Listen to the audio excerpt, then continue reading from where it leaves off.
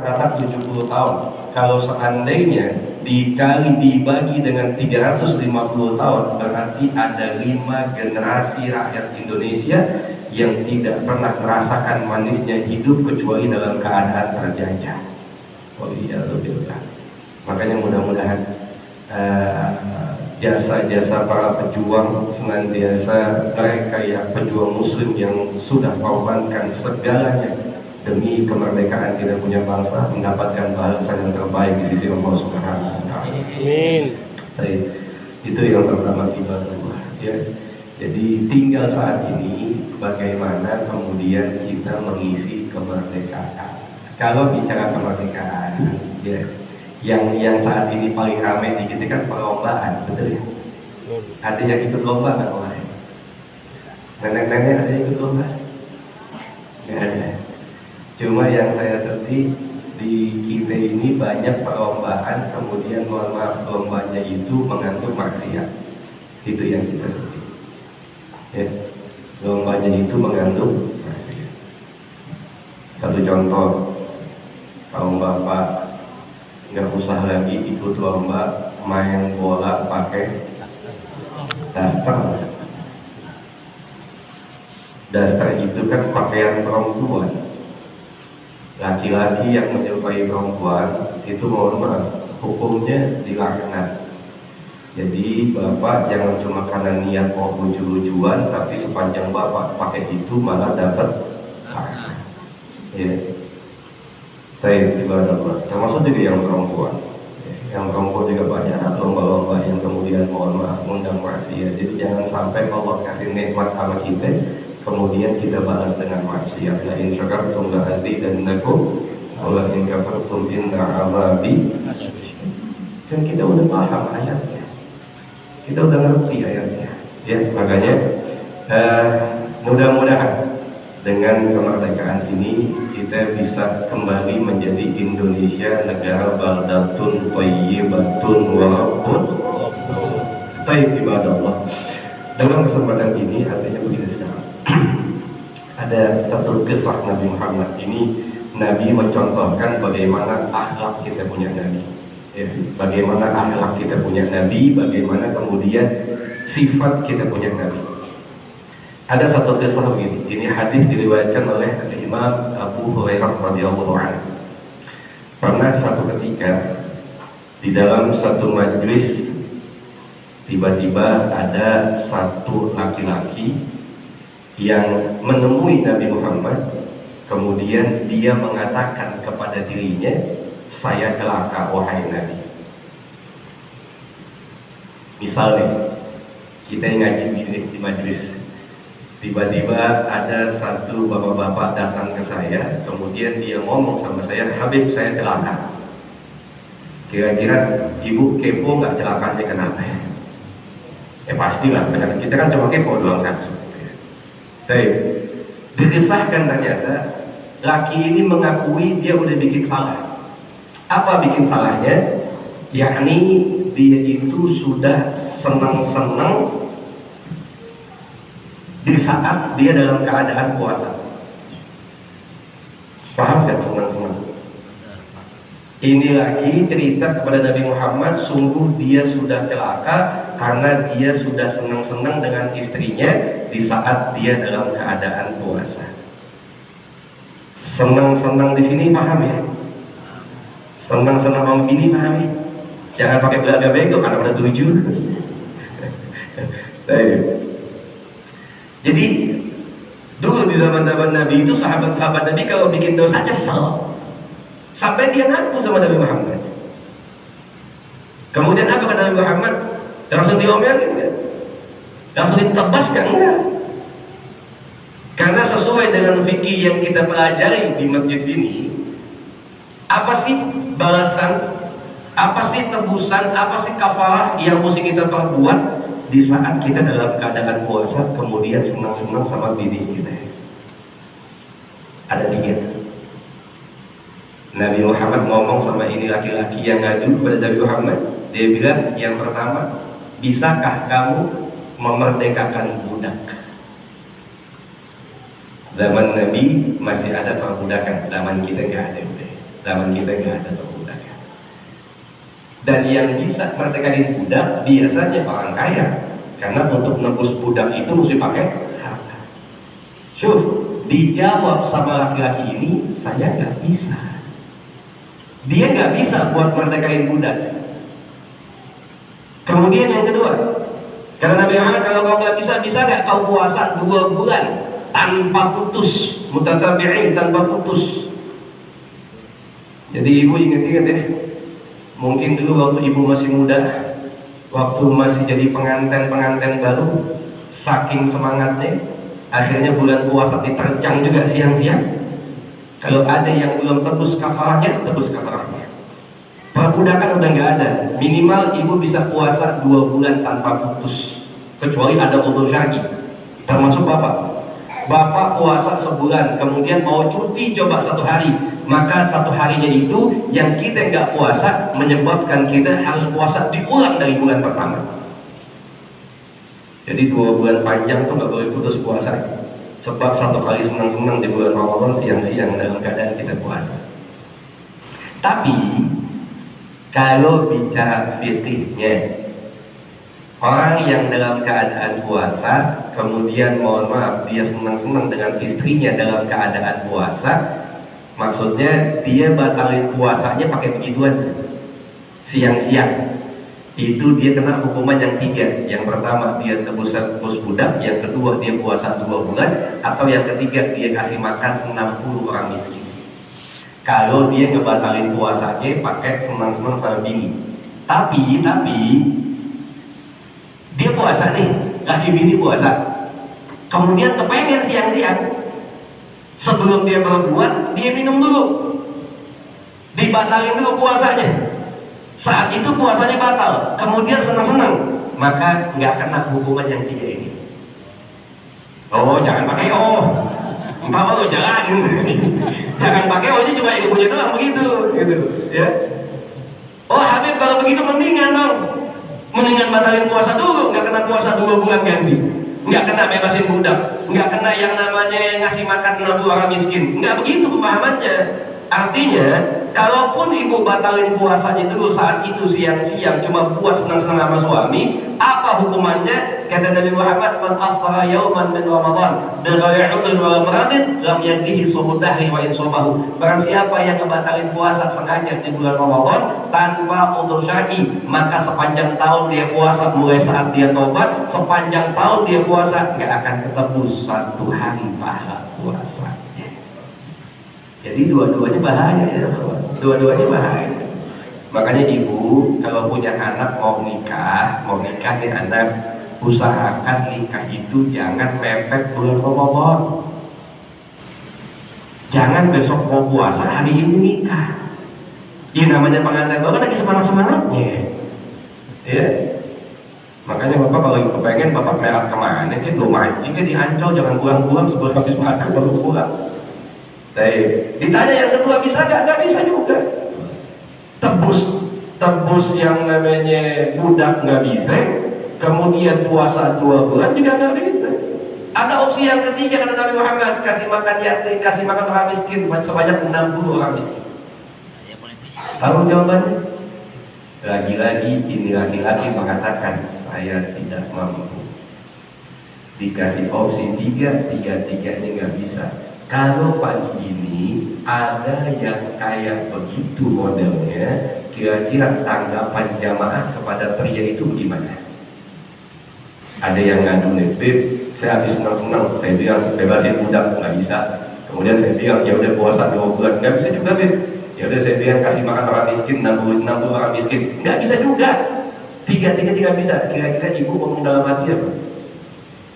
Rasanya punya otak.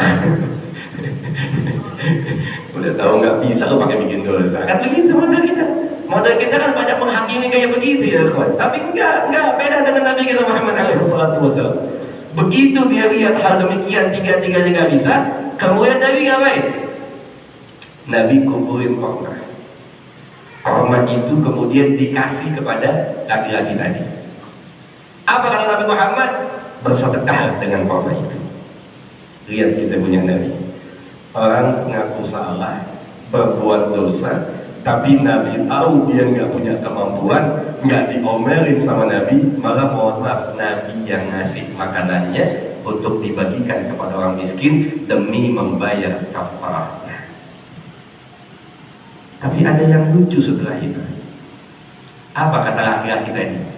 Dia nanya sama Nabi Muhammad, bagikan kepada orang miskin wahai Nabi? Iya, bagikan kepada orang miskin. Kata laki-laki tadi, saya tidak menemukan di Madinah ini orang yang lebih miskin daripada saya. Jadi udah bikin dosa, Nabi kasih modal buat bagiin orang miskin, dia ngomong di Madinah dialah yang paling miskin. Apa kata Nabi Muhammad? Ya sudah, kalau begitu kasih makan keluarga. Sallallahu alaihi Muhammad. Indahnya akhlak kita punya Nabi. Makanya saya bilang sama semuanya, ya, kenapa Nabi bisa kayak begitu?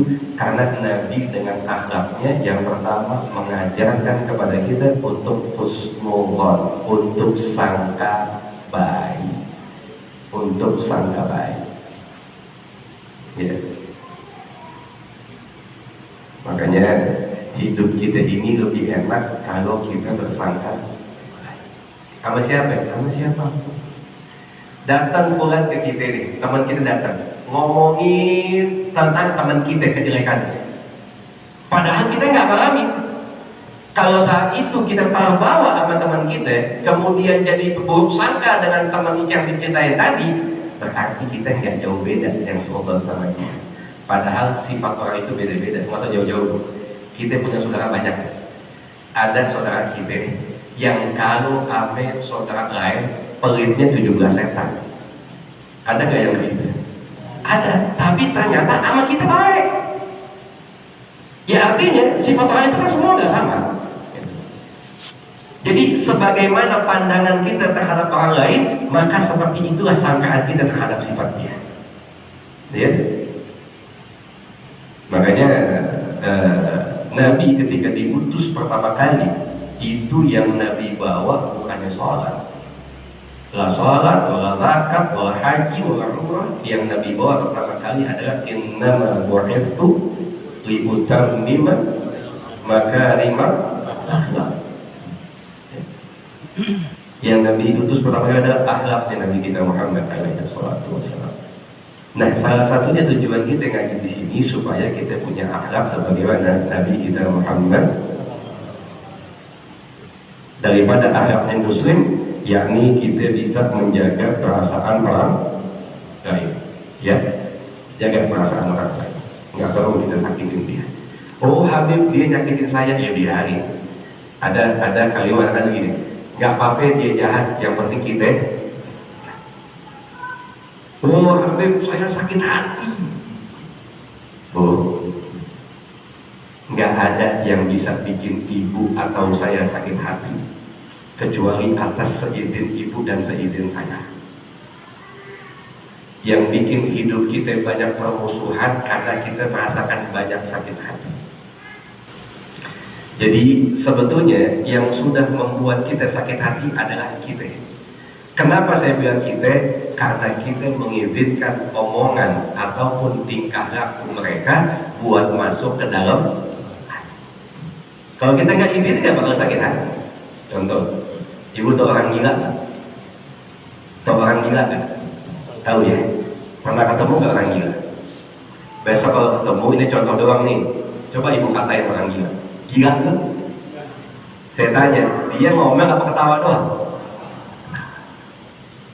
Orang gila lewat ibu ngomong, dekil loh.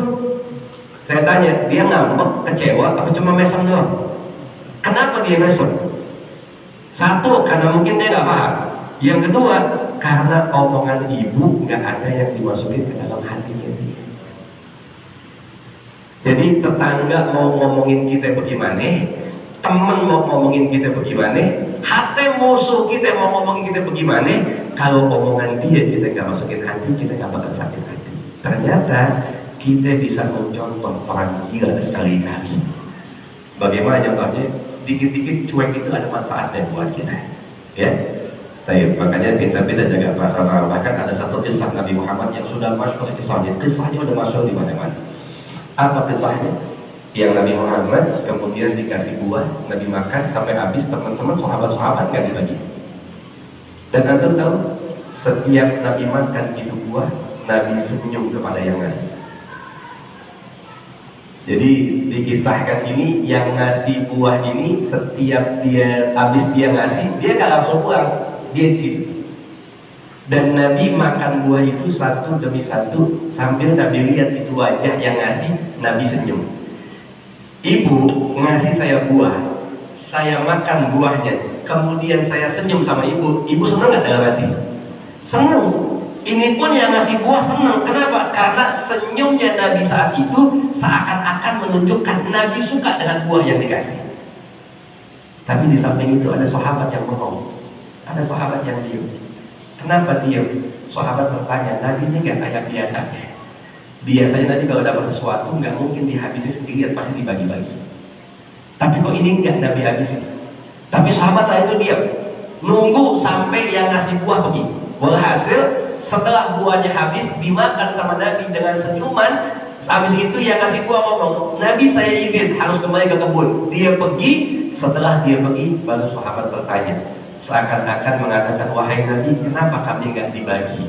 Apa dosa kami? Apa salah kami sehingga engkau tidak bagi itu buah kepada kami sebagaimana biasanya kau suka bagi-bagi? Apa kata Nabi Muhammad? Kalau kalian ikut makan ini buah, kalian mungkin tidak bisa menjaga perasaan yang ngasih buah. Kenapa begitu wahai Nabi Muhammad? Karena ini buah yang saya makan semuanya dalam keadaan asam. Hebatnya Nabi, dikasih buah asam tapi tetap makan sambil senyum. Ibu bisa kayak gini? Bisa kayak gini? Ibu dikasih buah, yang ngasih depan ibu, buahnya asam, ibu makan, habis itu ibu senyum, bisa? Enggak. Kita mah gak bakal senyum, baik kita bilang tuh gak punya otak, masih buah asam loh ya. Tapi enggak, itulah akhlak Nabi Muhammad ya. Makanya kita ngaji kayak gini supaya punya akhlak yang baik. Dan ngomongin soal akhlak, makanya di Indonesia sedang digaungkan yang namanya revolusi akhlak. Kenapa begitu? Indonesia sudah minim akhlak, dari mulai pejabatnya sampai rakyatnya. Kalau kemarin di pidato kenegaraan yang disampaikan oleh Bapak Jokowi, yang beliau mengatakan, saya dihina, saya dicaci maki, saya dibully, saya diam aja, saya nggak sedih. Dan itu curhat ceritanya beliau nih, ya, teman juga curhat dia. Tapi yang saya sedih, kemana budaya sopan santun daripada orang Indonesia? Kita jawab, Pak, pemimpin memang punya resiko buat seperti itu. Itulah resiko pemimpin. Yang kedua, kalau Bapak nggak siap dipimpin, kasih kebijakan yang benar. Yang ketiga, budaya kita bukan cuma sopan santun, tapi budaya kita juga termasuk yang ada di Pancasila, keadilan, persatuan. Kemana selama ini ke yang membuat rakyat jadi kocar-kacir karena tidak adanya keadilan di tengah-tengah kita semua. Budaya kita juga, mohon maaf, nggak ada budaya jadi maling. Kenapa koruptor makin banyak di Indonesia? Jadi jangan cuma komentarin yang menyangkut pribadi aja, tapi komentar juga yang menyangkut hajat orang banyak. Karena kalau bicara pemimpin, pemimpin yang adil, pemimpin yang bijaksana adalah pemimpin yang lebih memikirkan kepentingan orang banyak dibandingkan kepentingan pribadi dan golongannya. Makanya mudah-mudahan tahun depan kita punya pemimpin yang lebih amanah, pemimpin yang baik, pemimpin yang cinta kepada agamanya. Kenapa cinta kepada agama? Karena mereka, siapapun yang cinta kepada agama, pasti dia cinta dengan bangsanya. Amin ya Rabbal alamin. Assalamualaikum warahmatullahi wabarakatuh. Waalaikumsalam warahmatullahi wabarakatuh.